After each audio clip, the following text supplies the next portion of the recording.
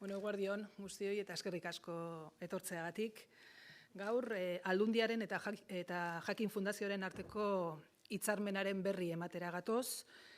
Jose Luis Álvarez Enparantza Txillardegiren idazlanekin korpus digitala sortzeko eta zabaltzeko. Hitzarmena joan den urtearen amaieran sinatu genuen, baina gaurko eguna aukeratu nahi izan dugu aurkezteko, gaur betetzen baitira 3 urte Txillardegi hiltzenetik eta bere lan eta ekarpenak gogora ekartzeko egun aproposa iruditu zaigu. Eskerrak eman nahiko nizkioke bereziki Jone Forkadari, Txillardegiren alargunari, egun berezi honetan gurekin egoteagatik, eta baita ere bide batez noski nire gaur mahaikide ditudan Joan Mari Torrealdai eta Lorea Agirreri. Guztiok ezagutzen dugu luzaroan Jakinek egin duen lan itzela Euskal Pentsakera garaikidea balioan jartzeko, eta ildo horretan Euskal intelektualen lanen bilketa egin, dokumentuak digitalizatu, sailkatu eta katalogatu ondoren, internet bidez edapen publikoan ezarri egin ditu. Bide horretan, Gipuzkoako Foru Aldundiarekin batera, Jakin Fundazioak Carlos Santamaria eta Martin Ugalderen idazlanen katalogazio eta digitalizazioa egin zuen. 1981an, Carlos Santamaria Gipuzkoako Semekutun izendatu zutenean, bere obra guztia bildu, digitalizatu eta Gipuzkoa Kultura eta Euskal Herriko Unibertsitateko internet orrialdetan jarri zen eskuragai. Beranduago, 2004 eta 2008 bitarte horretan, beste idazle baten lana bildu, sistematizatu eta digitalizatu zuen baita ere Jakin Fundazioak, Martin Ugalderena alegia. Orain berriz, Jakinek Txillardegiren lanari heldu dio, eta bere idazlan guztien bilketa, digitalizazio eta edapena burutzen ari da, alegia idazlanekin korpus digitala sortuko du. Ukaezina da Jose Luis Álvarez Enparantzaren ekarpena Euskal kulturaren garapenean azkeneko 60 urteetan. Arlo ugari landu bazituen ere, Euskal filologian egindako azterketak, euskara batuaren oinarriak finkatzeko landutako proposamenak eta euskal literatura berritzeko sortutako eleberriak aipamen berezia merezi dute. Urte horietan guztietan argitaratutako lanak oso sakabanatuak egon dira, prentsa eta komunikabideetan inprimaturiko artikuluak batez ere eskura ezinak ziren. Liburu gehienak ere agortuta daude, eta egoera horretan edozein ikertzaileek nekez kontsulta ditzake egilearen lan esanguratsuak. Ahuldade edo gabezia horri aurre egitera dator, azken finean Aldundiak eta Jakin Fundazioak sinatu dugun hitzarmena. Txillardegiren idazlan guztiekin, korpus digitala egin eta internet bidez edapen librea izango du bere lan osoak. Esan bezala, Jakin lana egiten hasia da, eta fundazioak dioenez 954 idazlanetako 21.584 orrialde baina gehiago dira lanaren gaia. Eta horri, Txillardegiri buruzko azterlanak ere gehitu behar zaizkio. Jakin Fundazioak beste 2 urteko epea izango du lan guztia bukatzeko, eta 195.000 eurotako aurrekontua zehaztu dugu elkarren arteko hitzarmenean. Joan Mari Torrealdairi proiektuaren arduradunari hitza eman aurretik zera azpimarratu nahi dut. Guretzat ezinbestekoa da proiektu hau bezalakoak bultzatzea.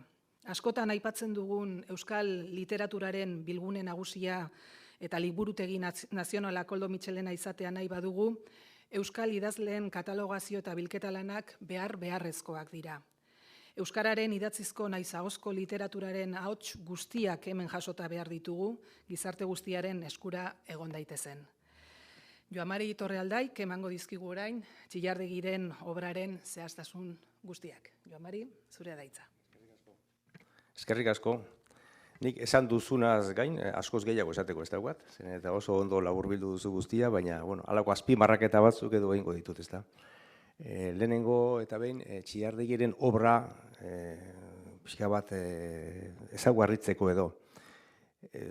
Hau batez onartu izan da beti, Txillardegik utzi digun ondaria sekulako izan dela, obra handia, kuantitatiboki ez kualitatiboki, Eta batez ere ezaugarri propioetan, nik lehenengo apuntatuko nukeena izango litzateke bere lagun izan zen Jean-Louis Davantek hitz egiten zuena. Txillardegi polia aitzindaria izan da. Alegia, aitzindaria izan da hainbat eta hainbat alorretan, politikan lehenengo, abertzaletasun klasikoari, abertzaletasun berria ekarriz, pentsamentuan, existentzialismoa euskal letretara ekarriz, ideologian sozialismoa eta abertzaletasuna elkarrekin eta askatasunarekin uztartuz, denak nobedadeak, hauetako bakoitzak nobedadea bere garaian, nobelagintzan eta saiogintzan ere berritzaile izan dela zinukatua da. Beraz, landu dituen alor gehienetan berritzailea izan da. Hortik dator, polia aitzindaria Jean-Louis Davante deitzea, ezta. Bistan da, bere obra pixka bat ezagutzen duguneako polifazetiko izan dela. Naizta hemen bere obra argitaratua landuko dugun, Txillardegiren obra ez da idatzia bakarrik izan. Bere bizitza ere hala izan da. Obra bat, nolabait esan, bere koherentzia, bere konpromisua, bere entrega euskararen eta herriaren alde. Eta Txillardegi eta konpromisua esate baterako gauza bera da.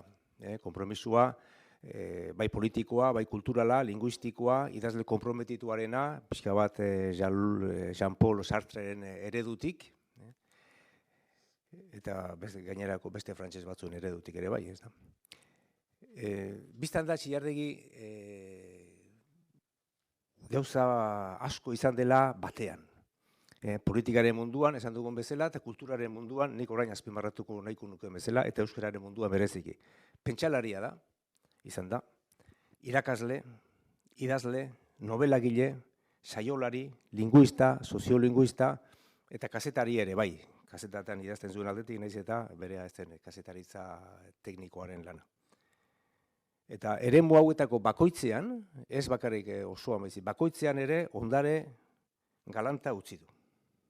Eta zer esan euskararen munduan egin duenaz? Euskararen modernizatzearen eta euskararen normalizatzearen bultzagile eta eragile nagusia bera izan da. Bera izan da euskara batuaren guraso behinena.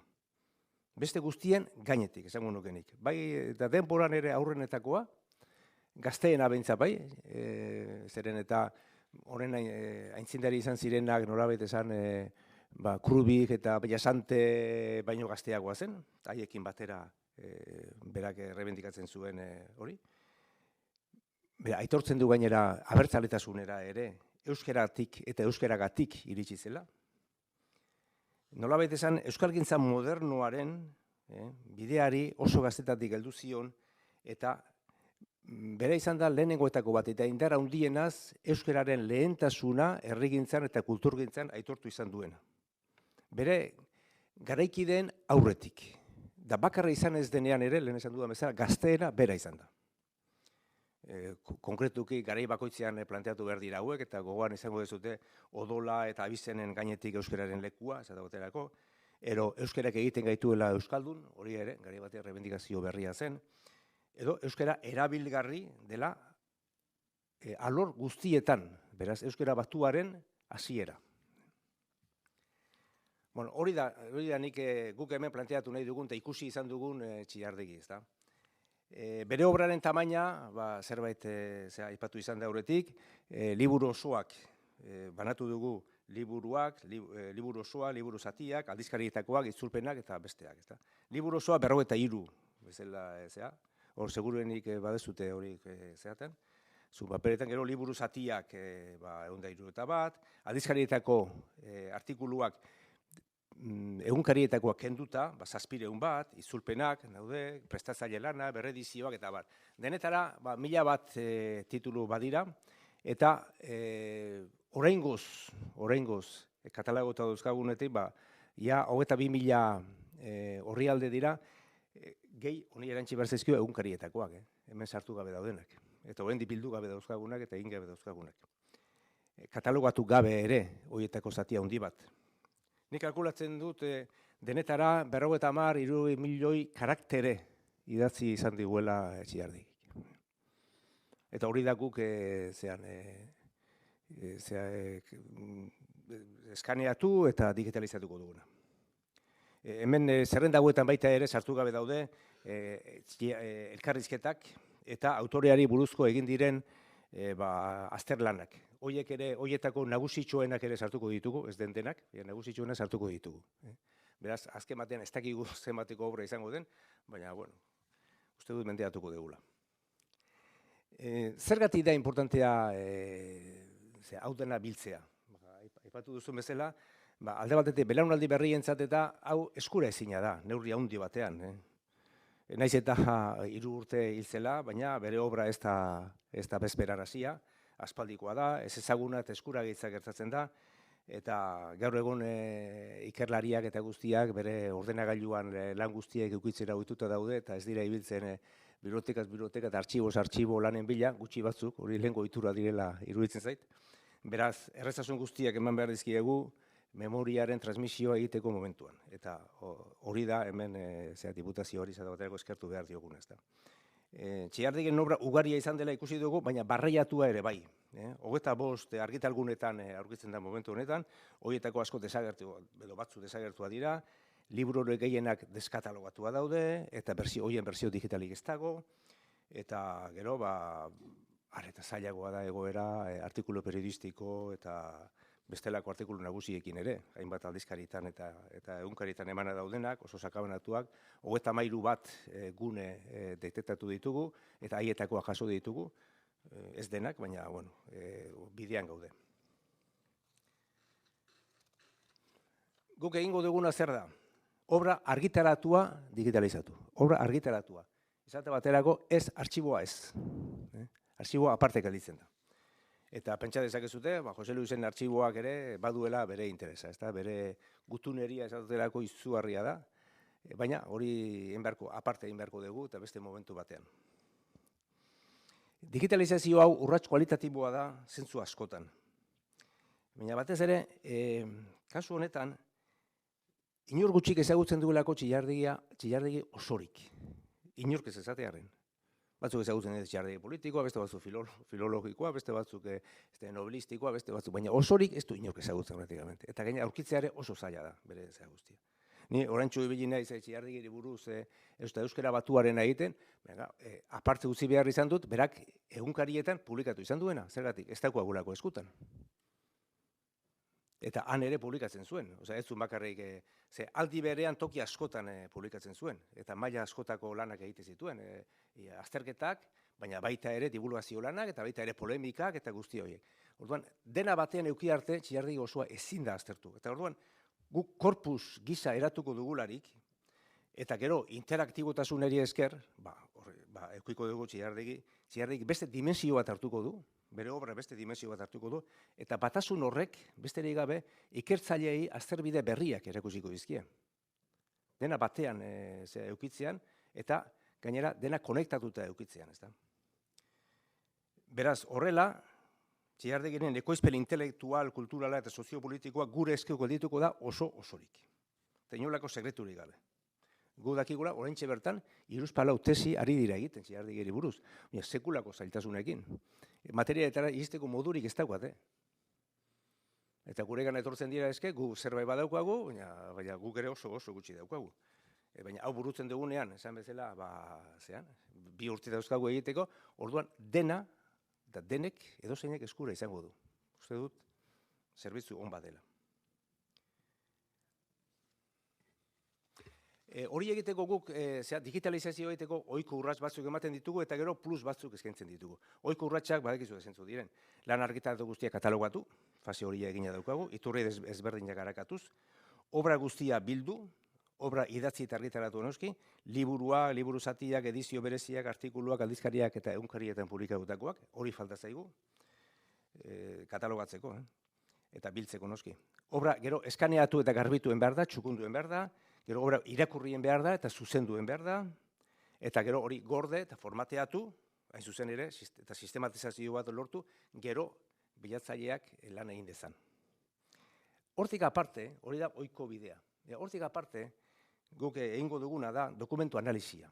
Hau da, tesaurus bat sortu, espreski ontarako, lan ontarako. Bestetan egin izan dugun bezala. Dokumentu analizia 2 prozesu motatan banatzen da. Batetik da, dokumentu analizi formalei dagozkien prozesuak, hau da, zeak analisi formala ditzen dena, eta hori da, azkenean metadatuak biltzen ditugu, jatorria, izaera, urtea, titulua, alderdi formal eta identifikagarri guztiak biltzen ditugu, material bakoitzarenak, jatorri oso desberdinekoa direlarik ere, eta bigarrena, sakonagoa da, eta dokumentuen edukia lantzen duten prozesuak, hau da, eduki analizia egiten dugu. Eduki azterketan, gaitegi berezi eta propio bat sortuko diogu, bilketa modu isolatuan egin partez, testuinguru kronologiko eta tematikoan egin ahal izateko. Oraintxe bertan, ezin dugu esan zenbat epigrafe edo item sortuko ditugun urtarako. Baina kontua da, azkenean, Txillardegi hartu, bere mundu Txillardegi uniberso hartu, eta ari sortu, berari dagozkion zera guztiak. Gaitegi oso bat sortu, berari dagokiona. Lehenago egin izan ditugunetan, Carlos Santamariarenean sortu genituen, epigrafe edo kapitulu nagusiak 11 sortu genituen, eta gero, item edo azpiatalak, 96 ezaguterako. Pentsatzen dugu, Txillardegin olako zerbait izan daitekeela, edo agian gehiago. Askotan ez da asko idatzi izana, baizik, zenbat sakabanatzen den bere pentsamentua edo bere tematika. Eta honekin batera, beraz, tesaurusa sortzearekin batera, korpus izaera ematen diogu, eta korpus trataera ematen diogu, lehen esan bezala. Eta egia da, kasu honetan, autore bakar baten lana dela, baina lan osoa da. Eta beraz, jatorri eta asmo desberdinekin sorturiko lanak tratatu behar ditugu. Eta deneri, beraz, osotasuna behar da, baina baita ere, sistematikotasun bat sortu behar da lan guzti hauentzat. Horrela jarrita, denak batean, denak sistematizatuta eta denak ordenatuta, aurkibide eta tesaurus zehatz eta propioaren bidez, dena gorpuzturik gelditzen da, dena batasun itxurarekin gelditzen da, eta elkarrekin lotuta gelditzen dira artikulu guztiak, bilatzailearen perspektibatik. Ez bakarrik testua bera, edo konzeptua bera, baizik bere testu ingurua ere bai. Orduan, ikerketarako aurrelan bat izugarria da. Asko laguntzen duena, edo zer barruko lanaren tripetan sartzeko. Jauzi kualitatiboa da, alde hortatik, azkenean bilatzaile gero indartsu bat jarriz, Txillardegiren obra osoaren halako bisitak idatu bat egin genezakelako. Beraz, lehen esan bezala, digitalizazio esker, era ontara egindako digitalizazio esker, Txillardegiren ekoizpen intelektual kulturala gure esku geldituko da oso osorik. Eta bilaketa egiteko moduak oso desberdinak izango dira, alde batetik katalogoen arabera egin ahal izango da, liburuak. Liburu osoak, zatiak, artikuluak, edizio bereziak, horrela. Gaitegiaren arabera egin ahal izango da, hartu epigrafe bat, eman dezagun euskara batua, euskalkiak, ez da gizet, Txillardegi, eta hortaz idatzi duen guztia, edozein komunikabideetan idatzi duena edo bere azterlani sakonen idatzi duena, agertuko da bere testu inguru eta bere guztiekin, ezaugarri guztiekin, ezaugarri formalekin eta baita ere eduki ezaugarriekin. Edo testu osoko bilaketa bat egin dezakezu. Hartu hitza edo konzeptua eta testu inguru osoan, pixka bat Googleen sistemara, ezta. Edo baita ere egitura bidezkoa, lanari eman diogun egitura bidezkoa, izenburua, hizkuntza, gaia, aldizkaria, lamota, data, era guztietara sartzaitezke Txillardegiren obraren baitan. Lan desenteak entzen diegu ikertzaileari, horrela. Bueno, hori da, gure ustez, hemen gauden guztion uste dut, duela 3 urte, Txillardegiren heriotzakoan, gaurko egunez, gertatu zen heriotzakoan, aho batez aipatu zenari ematen diogun erantzuna. Denak aitortzen zuten, Txillardegin genuen zorra ordainezina zela, eta merezi zuen aitortzarik ez zaiola egin, eta holako. Zer omenaldi oberik bere pentsamentua libre eta doan norreinen esku ustea baino. Beraz, horrela, Txillardegi bere obran biziko da. Hori da, ekitaldi honen mezu nagusia nik uste.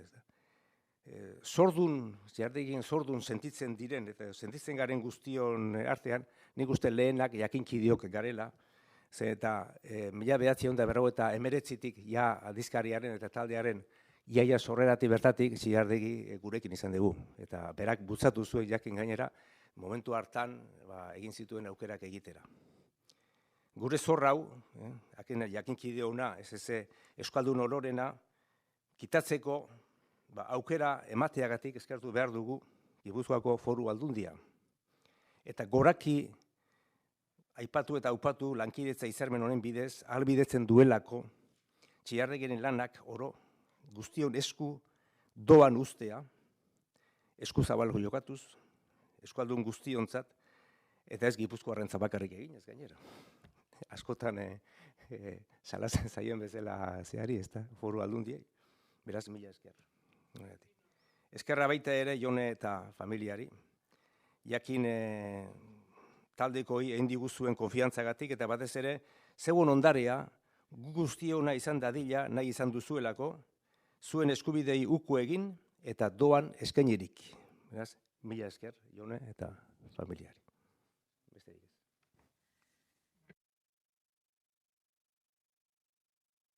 Koak entzun ondoren, egia esan ezer gutxi erantzi dezakenik batetik.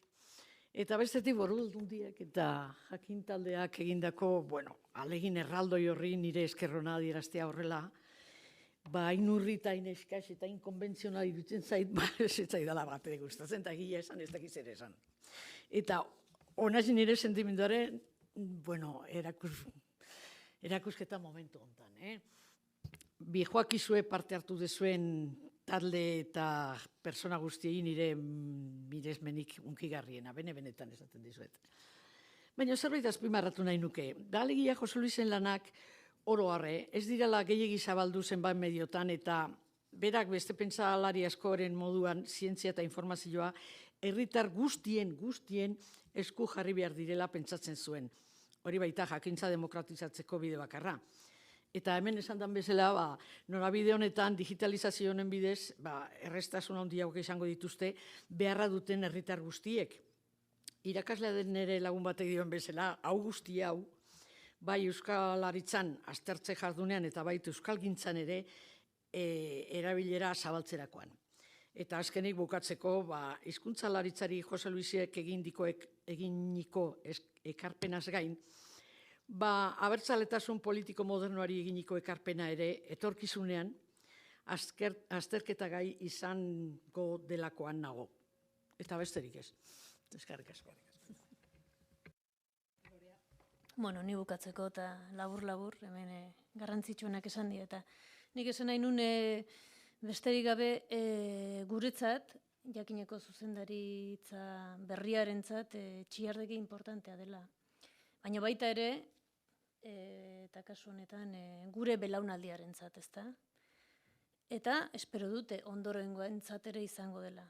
Hala ere, egia da Txiardegi ez dugula asko ezagutzen, eta Juan Marik esan du, Txiardegik orain 30-40 urte, edo 20 urte planteatutako hainbat tesi eta pentsamendu nobedosoak zirela, eta nik uste dut oraindik ere nobedosoak direla, ezta? Deskurritu beharreko pentsalari handi badela, ez?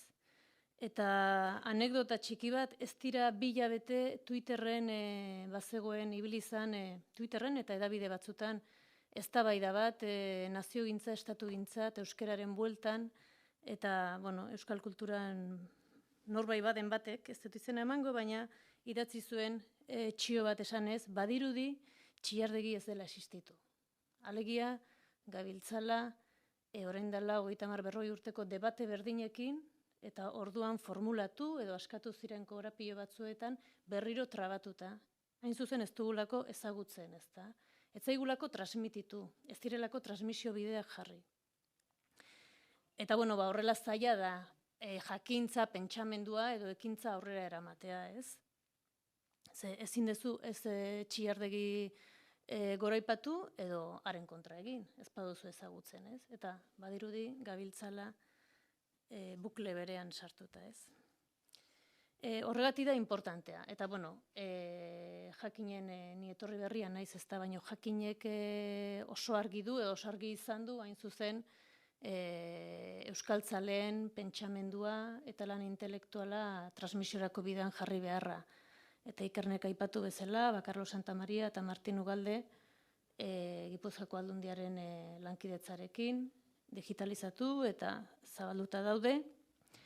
Jakinek egin izan ditu beste bi ere, Luis Villasante eta Azkueren obra guztia ere digitalizatua eta jarria du. Eta baita ere badago Josia Zurmendi, Joseba Intxausti, Paulo Agirre Baltzategi eta Joan Mari Beraren obra guztia digitalizatzeko proiektuaren martxan dago.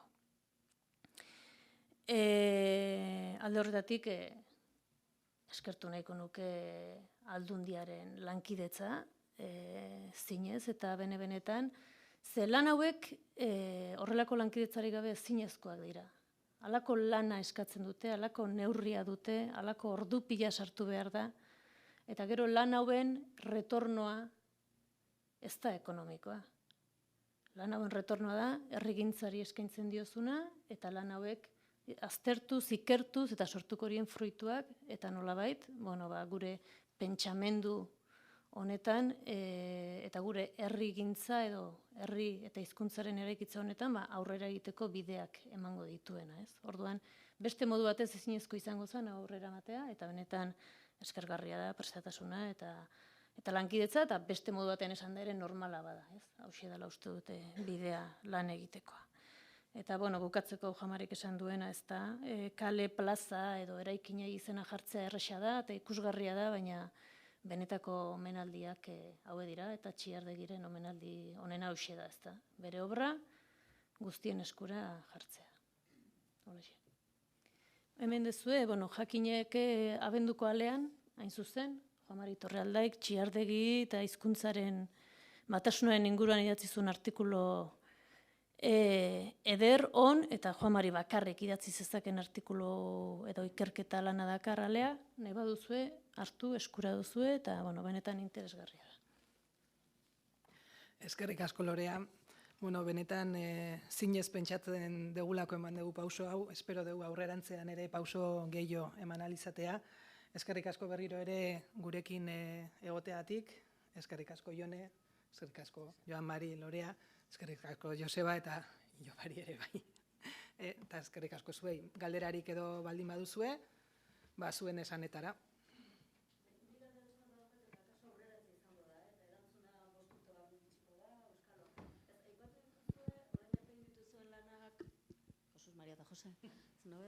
Eskuartean dituzuen proiektuak, eta nik jakin nahi nuke hauek banaka lantzerakoan hartu duzuen kontuan nolabaiteko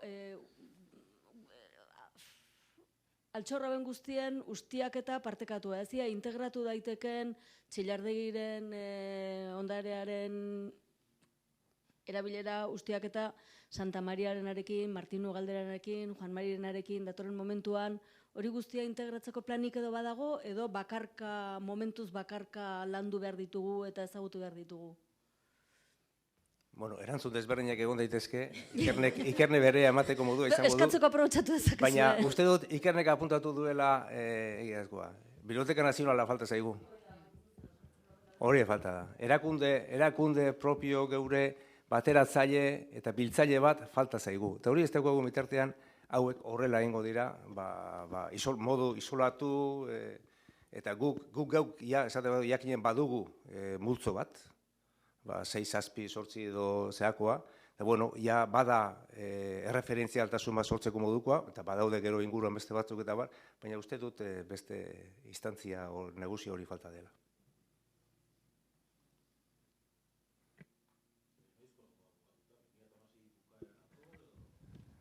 E, 2016 bukaerarako kontratuz bai, 2016 bukaerarako. Lehenago lortzen badegu, desiatzen. Nik dena den eskuzabaltasuna aipatu nahi dut beste zentzu batean ere.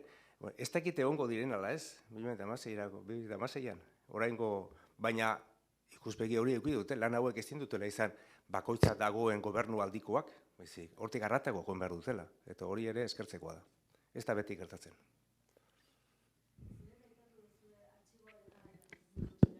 Pertsona baten kasuan, karaoke bat ematen duenek. Horre ere, sekulako dokumentu aberatsak eta egon behar dutela, ez bakarri berari buruzkoak, baizik eta bere harreman inguru horri dagozkionak.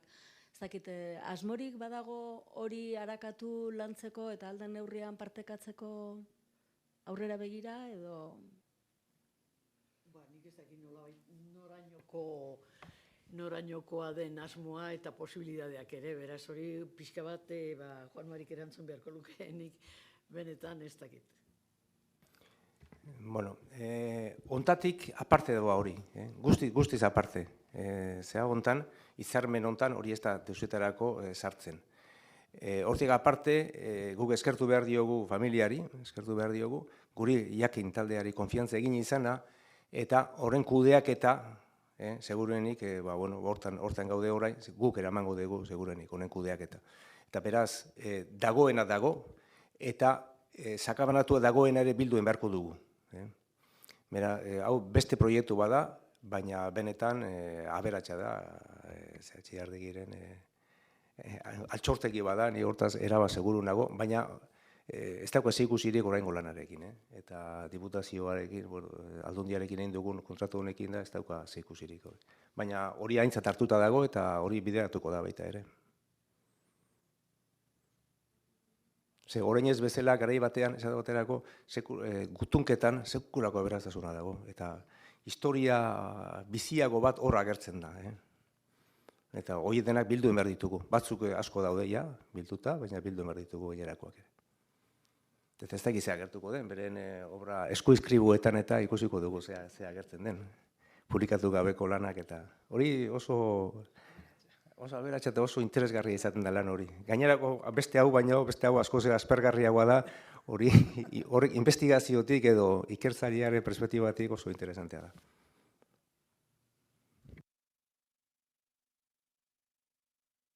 Bueno, oso ondo. Eskerrik asko etortzeagatik eta beste bat arte.